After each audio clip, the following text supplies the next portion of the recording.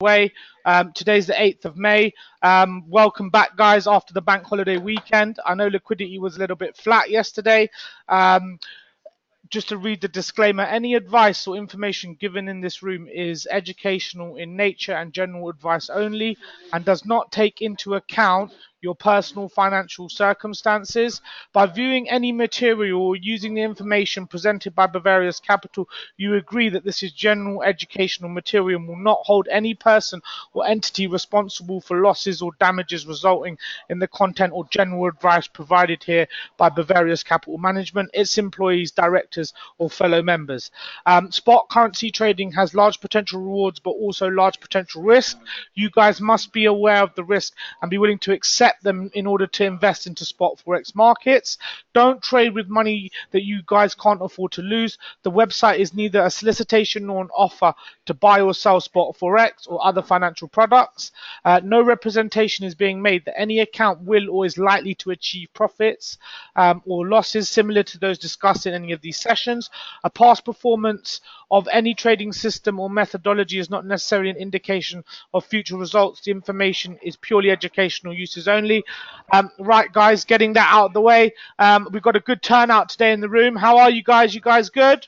Enjoyed the bank holiday weekend? Enjoying the weather? Yep. Good. Yep. Today, obviously, we're going to give a little bit more structure to the live rooms. I know Paul's been touching on some of the individual strategies, helping you guys with entries and stuff like that. I'm just going to continue with the fundamentals because I think now, because we've been repeating it and it's so repetitive, you're getting to a good level. Now, last week, guys, we had non-farm payrolls. Now, if you remember, we had a session just before it. I expected the figure to come out as expected and for it to go and collect orders and the dollar to continue. And that's what actually happened. Now, the main thing that everybody's looking for now in regards to fundamentals is Thursday's Super Thursday. Yeah. Now, I'm sure you guys have seen sterling fall off the face of the earth. Because of the weak data, it come down quite a lot. I didn't personally expect it to come down into those levels, but obviously, what do I know? I'm just a trader. I got to follow the order flow, if that makes sense. Now, looking at it, I think it's probably they're not going to hike the interest rate on Thursday.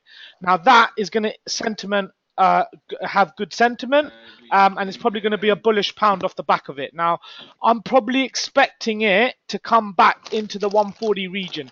I don't see it priced down at 132, 134. I think that will be a bargain. If it does get down there, I'll definitely be buying it. Yeah. Now, just bringing up the economical data. Last week, obviously, yesterday was May Day. Happy bank holiday, guys, or belated bank holiday. What we're looking at in regards to that, liquidity was flat yesterday. Did you guys notice that? Any of you guys trading? When you've got the European sessions on holiday, liquidity is quite flat. A lot of the movement starts in Europe, just to give you guys a bit more feel about the markets.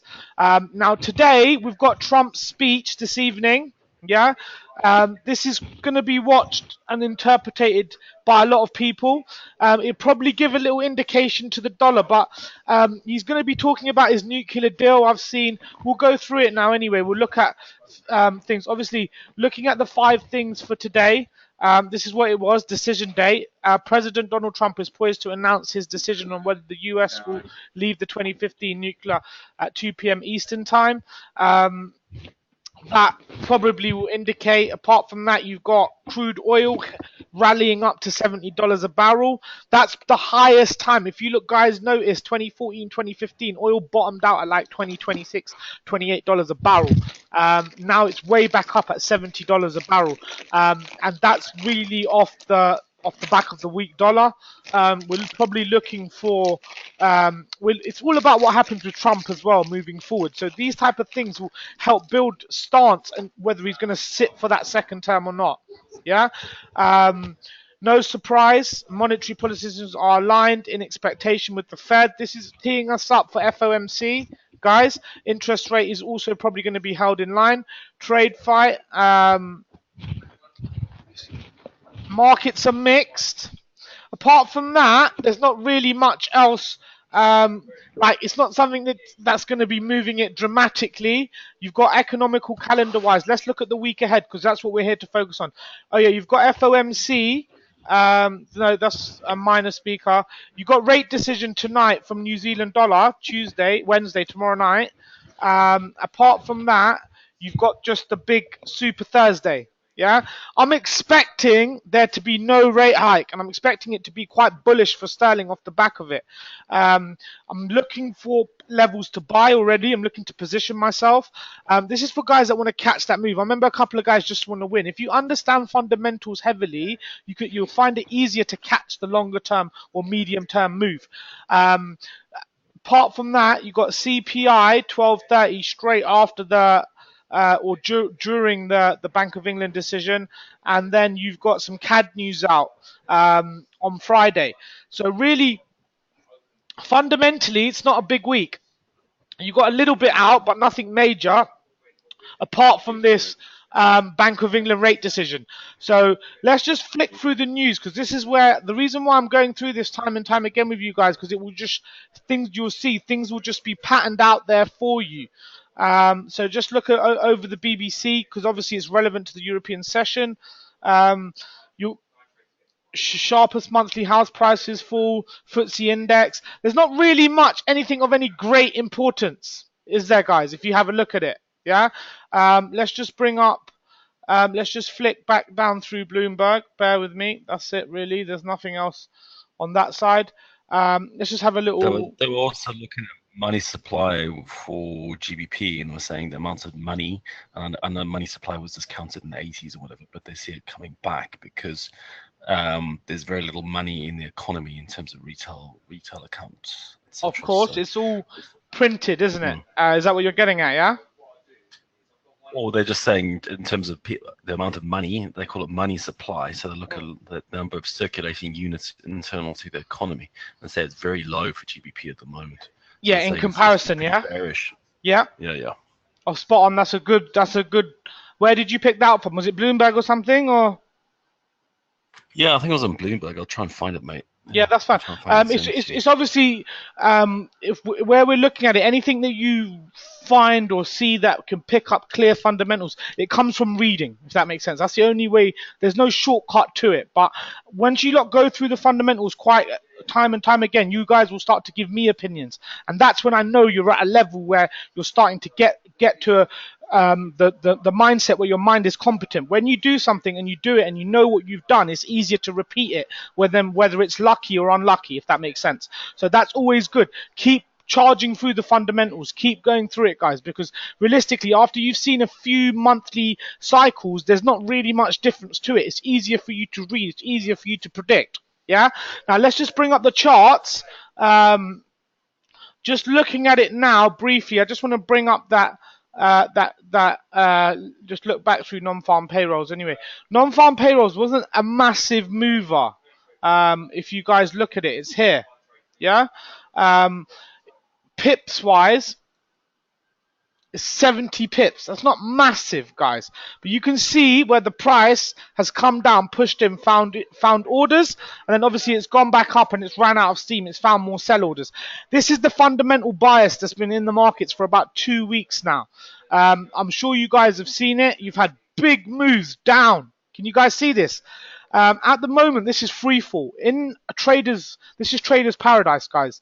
When the market's going cleanly one way like this, if you can't make money in it, you might as well give up, because it's easy. When the market's choppy like it is in these versions here, it's a lot harder to day trade.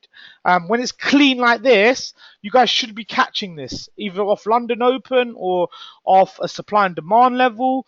It should be easy for you to get in if you understand that fundamentally it's been falling. Now look at it across the board.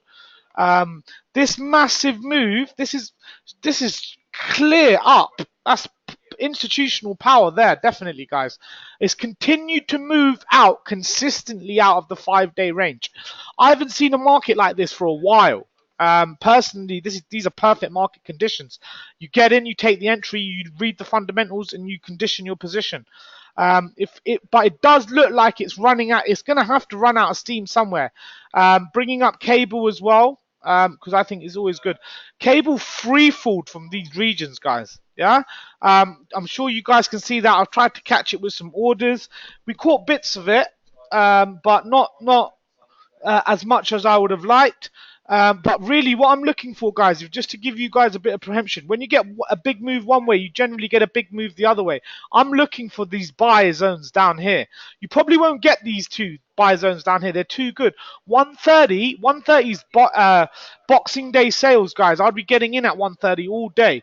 I'll be looking to position myself quite heavily to hold some positions to rally back up. But I think it's going to come into these levels. Don't forget, cable is manipulative as well, so it's a bit more spiky. Now, dollar yen has ran out of the move. It's ran out of steam, guys. Can you see that? But I think it's going to charge on, if you ask me. I don't think it's going to stay in these regions. It's just collecting orders. But this is giving you an idea about direction. This type of movement that we've had over the last 2 weeks is phenomenal. It's purely being moved off the back of a strong dollar. Dollar yen's pulled up slightly. And now it's probably looking for levels or places where it can turn. Yeah. Now, if you ask me, I don't think it will turn fundamentally. It could turn off Thursday's rate decision. That could give sterling a little bit of strength, 100%. But apart from that, I don't really see anything else giving up shorter term, if that makes sense. Now, let's go into the charts a little bit. So looking at it, don't forget, I'm biased towards buying the pound at the moment just because I believe it's cheap. Remember the first rule, guys. Sell high, buy low. Institutions buy at the low and sell at the high. The reason why they do that is because they don't buy and sell at a loss. It would be ridiculous for them to buy and sell at a loss. So, for example, you don't do it either because otherwise you're not going to know where the smart money's going. Now, euro pound is come back into the zone. But you can see Euro Pound's really good for you guys to do the volume on. I know some guys don't like it because it's a bit choppy, but it works phenomenally well. Yeah. London Open as well, guys. I've got some good news to feed back. I'm seeing some guys absolutely tear up London Open, and realistically, it comes from the fact that you guys are repeating the process. I'm seeing some guys catch some really good moves. If not catch moves, I've seen quite a few P&Ls now where because you're taking account into the precision in the orders. No, you're not missing out trailing stops. You're putting in take profits. I'm seeing quite a lot of London Opens get at least out for trailing stop of 1.5 or 3 pips counter trend. And realistically, it helps build confidence. It helps you guys do the volume as you go along.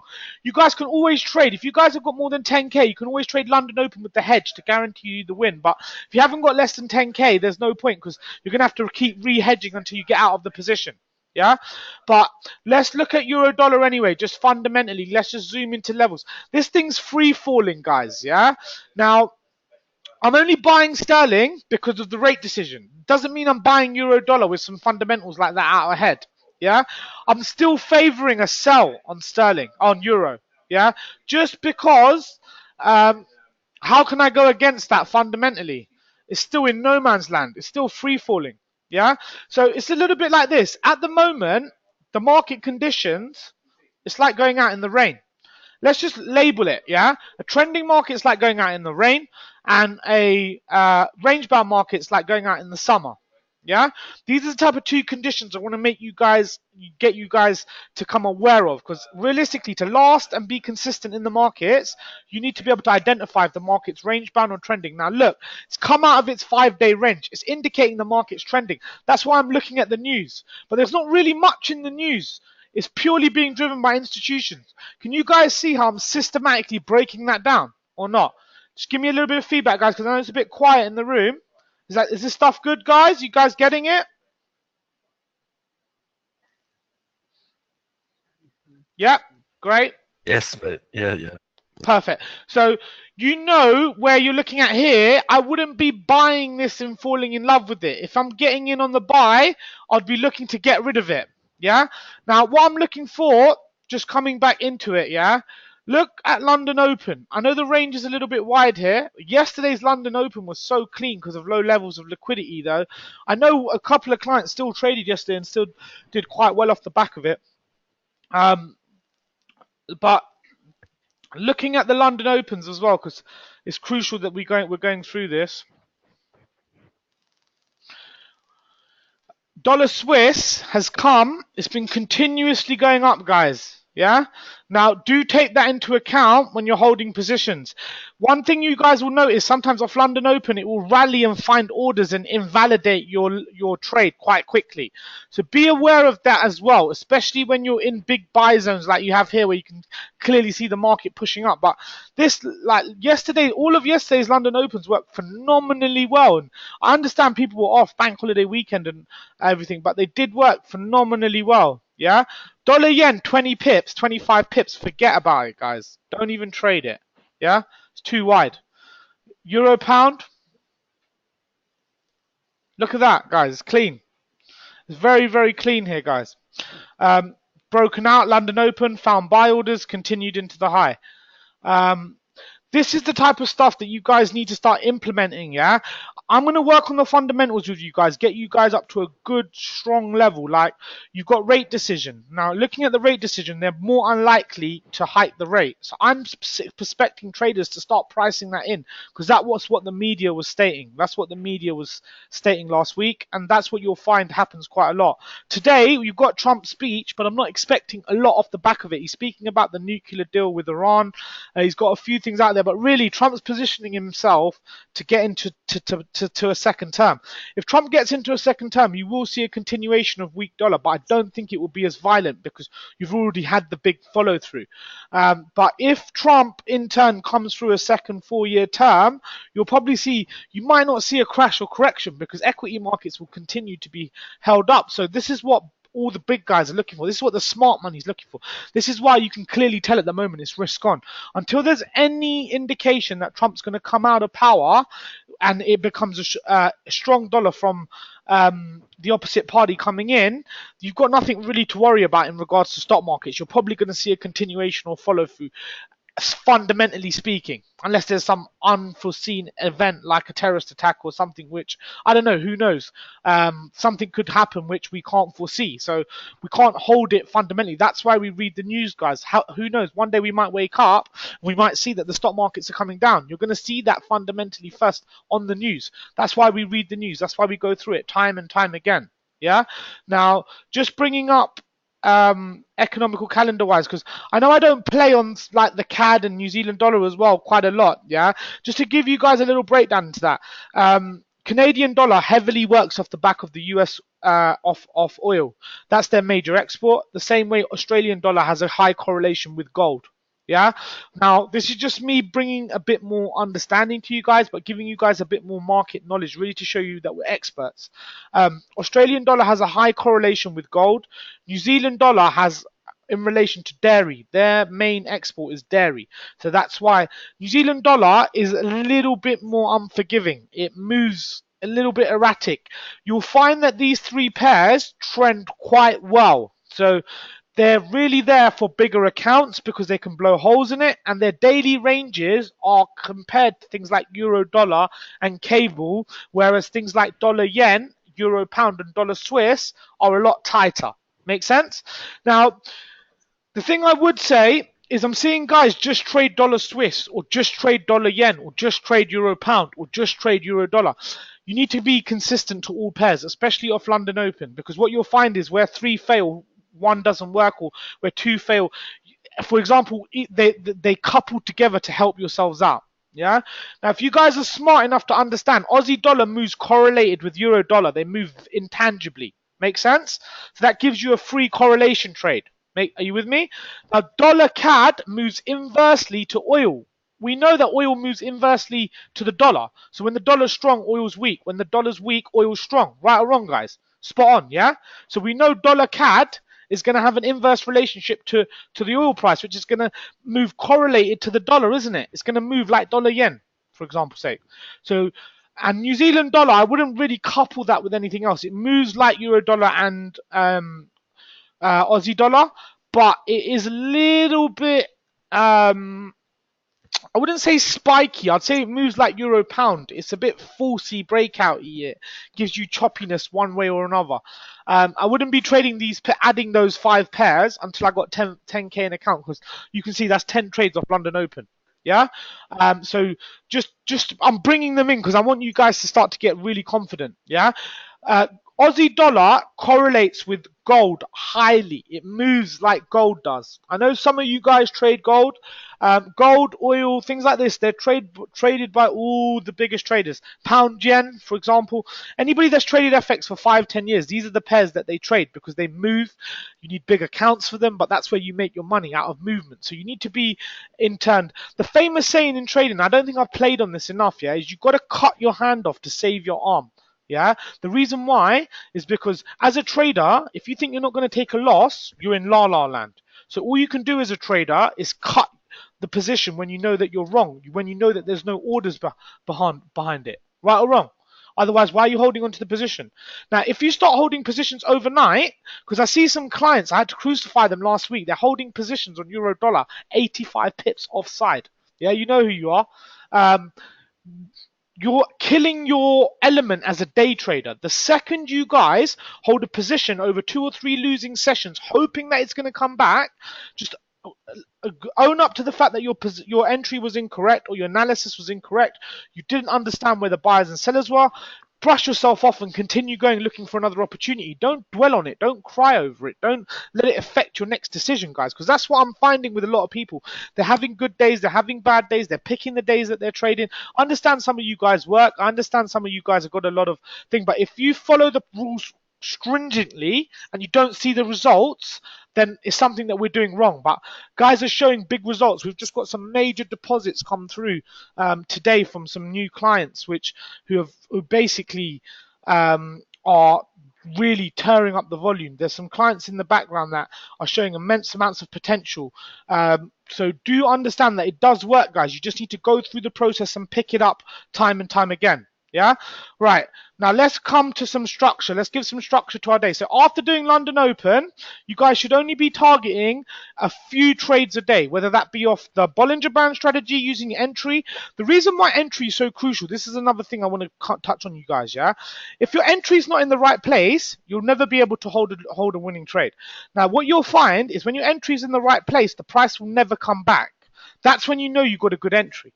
And you don't know that till after the fact. You don't know that till after you've got in the market, guys. How do I know that I've got a good entry until I've got in? You don't.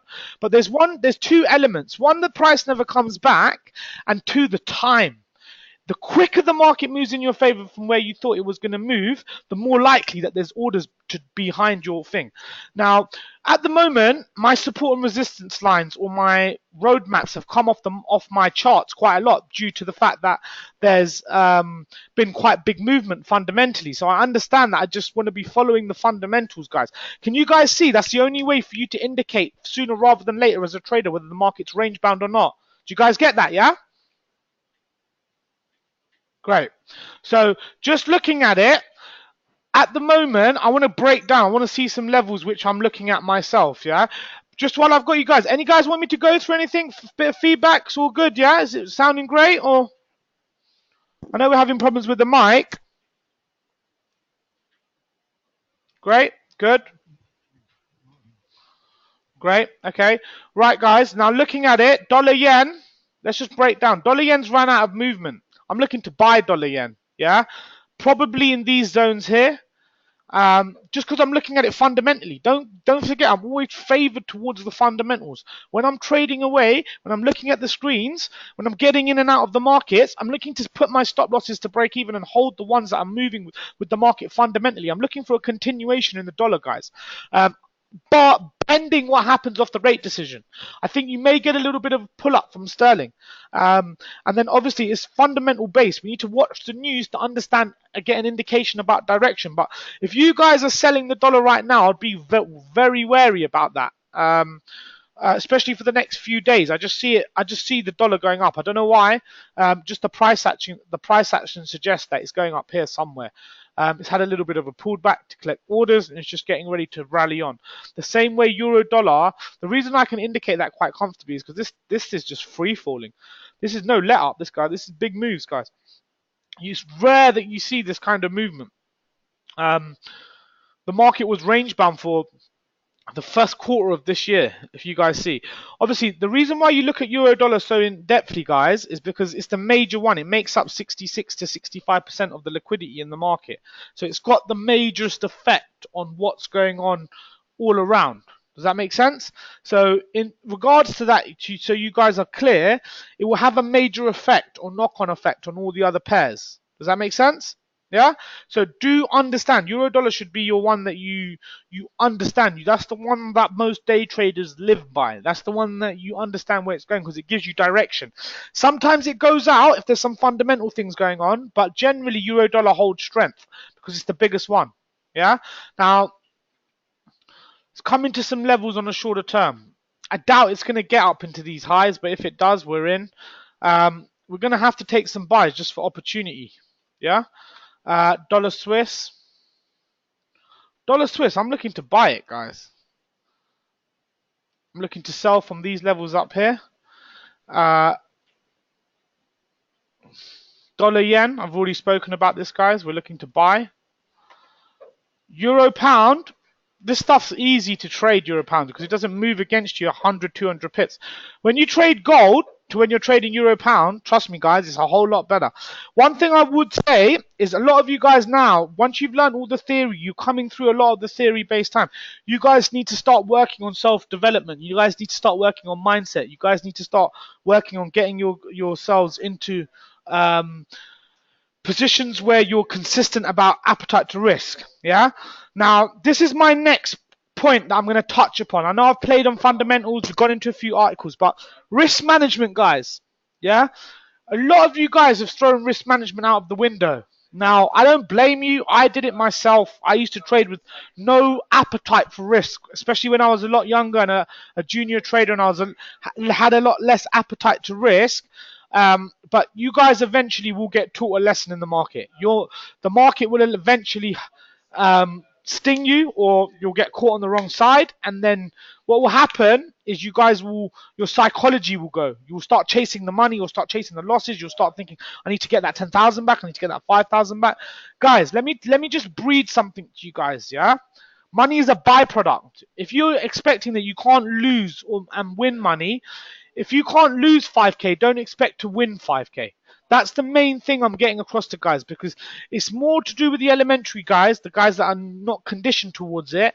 The guys that have been trading for years, that have seen the offer with the rebate, just trade away, they're conditioned. But what I want from you guys, I want to condition yourself to understand that if you want to be a trader and not take a loss, it's like being a footballer and not taking an injury. Now, the only way to counteract that is risk management, guys. That's it. Otherwise, you're over leveraged. Now, when you're over leveraged, what happens is you start to make emotional or irrational decisions. Maybe you're lower margin. You can't put a trade in. Now, when you're lying everything down to one fatal shot and you miss, it's going to break your world. It's going to put you at ground zero. That's why you have to use risk management. That's why if a level invalidates 5 times, I don't care, because I've only lost 5% of my account. I know that the market's going to give it back to me. Whereas if you're risking 20% or 50% and it invalidates twice, you're out of the game, guys. Right or wrong? Now, that's the thing I want you guys to start understanding. Whether it bring your accounts up so you fit into risk management, if you want to do this consistently, otherwise what will happen is you'll have a string of good days and you'll have a bad day which will blow your account, but the loss will be intrusive in your account, because that's the thing that you remember. As a trader, you remember your losses better than your wins. Trust me, guys. I can tell you that now. Probably because your losses are far worse, but also your losses will teach you a lot of things about trading. That's the only real way. When you lose big money, that's the only real way where it's going to teach you not to do it again. I've seen guys sell on the low and buy on the high millions and millions of times. We had a junior in here recently who used to sell on the high and buy on the low, and he thought he was Superman. He used to be like, it's coming back, a 15-minute time frame. It's a daily trade. I'm waiting for it to come back. You didn't last, because you didn't follow the first rule: sell high, buy low. So when you guys are having the analysis of looking at a trade, looking at what you're doing, remember my voice in the back of your head: sell high, buy low. Stop losses in, take profits. Never hold a losing trade overnight. If you start to hold positions overnight which are losing, which you haven't cut or haven't hit your stop loss, or haven't given you a chance to bring your stop loss to break even, you're setting yourself up to fail. It's like being a boxer and smoking. You're just going to fail long term. You're just never going to last. You're doing two contradictory things. You need to start, if you want your P&L to look good, you need to start to do the right things. If you want to go to the gym and get in shape, you guys need to do the same thing when it comes in regards to your P&L. Now, the reason why I'm playing on risk management is because a lot of guys at the moment I find are having that big loss and then playing on that. That's what I call, and you guys have heard this before, you guys are falling in love with the result, not the process. You have to continue going through the process till you see the results in regards to the fact that you just continue placing the orders, managing the orders and trading, and then the rebate helps you generate income, and the growth comes from the account where you're growing from building up an inventory of positions where eventually one or two will run in your favor. Make sense, guys? I hope I'm giving you guys a clear definition about how to reach a 50 to 100 lot target a day, whether that's doing 5 trades of 10 lots or whether that's doing 51 lot trades. Yeah, whatever you guys want, whichever way you want to get to think, but you have to still use risk management. Obviously, you can tweak the procedures in certain instances. You can add your hedging strategy. You can take a double down martingale. A lot of traders that trade for profit on a 30-day period trade for martingale. A lot of my guys that I know that trade private books or trade their own funds, they margin in because they know the market's generally going to come back because it doesn't move one way or another. But you need big funds to be able to just leverage into a position because the market's moving against you for 200 lots and you need to get in for 400 lots. You need margin, guys.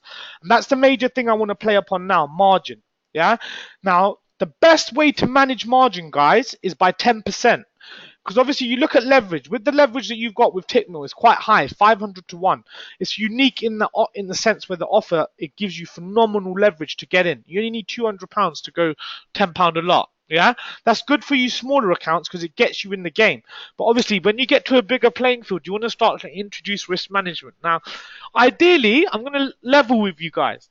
You can't use 1% on 10K. It doesn't work because it's like you're chasing your tail and you'll just end up with 1%, 1%, 1%. We had a client speak to me yesterday and he said that he's upset because he's had a 3% drawdown on a 10K account. That £300, you should be good that you're managing your losses. That's the way I look at it, because it's when you've lost 20K or 50K that you need to worry. If you've acted after losing £300 like that, I'm a bit worried. I think you guys need to trade through the emotion thing. Now, one thing I'll say is when you trade higher leverage or larger amount sizes, it has a major effect on your decisions, because obviously what happens is, guys, your decisions become emotion. You start to make them off the back of emotion because you see it's 1,000, 2,000, 3,000 minus, and it starts to make you panic. And then you close the trade and you walk away and you saw that it went in your favor. The one major thing I'm seeing with the hedging strategy as well, you guys need to let it play out. Don't start over leveraging into 10 hedges. Start to use your skills. Start to use understanding that guess what, guys, where the market's falling off the back of fundamentals, you guys can see that. Wouldn't you want to be hedging on the larger side with the dollar right now? No, right or wrong. Start to use your skills as traders, guys. Start to put the odds in your favor, and start to build on what we're doing. We're building on learning blocks. Once you've learned the foundations, we can only grow on or build on them, guys. Make sense? Now, just while we've got a little bit of time left, is there anything that you guys want me to touch upon? I know I'm playing on fundamentals quite heavily. I think we're going to do a London Open session and a supply and demand session as well over the next week or so. So stay in tune. Any of you guys, Kennedy, Patrick, Stephen, John, any of you guys got anything that you want me to go through? Any feedback? Anything you guys want me to look at the moment?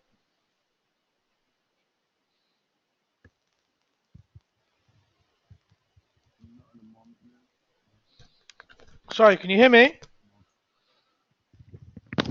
Yeah. I'm okay at the moment now. Good, Patrick. Fantastic. Kennedy, you good as well? All right, that's good. We'll crack on.